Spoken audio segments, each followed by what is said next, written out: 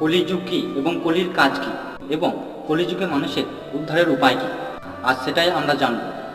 চারটা যুগের মধ্যে কলি হলো একটা যুগের নাম।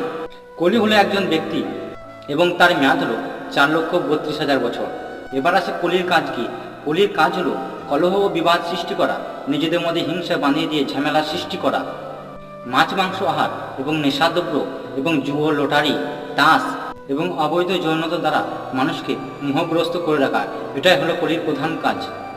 আর এই সমস্ত জিনিসের মধ্যে কলি সর্বদা অবস্থান করে থাকে। এবার আসে শেষ প্রশ্ন, কলিযুগে মানুষ কিভাবে উদ্ধার লাভ করতে পারে। এর জন্য খুবই সহজ সরল একটা উপায় আমাদের শ্রী চৈতন্য মহাপ্রভু বলে গেছেন। হরে কৃষ্ণ মহামন্ত্রের জপ এবং কীর্তনের মাধ্যমে একজন ব্যক্তি অনায়াসে এই ভব মহাসমুদ্র থেকে উদ্ধার লাভ করতে পারে।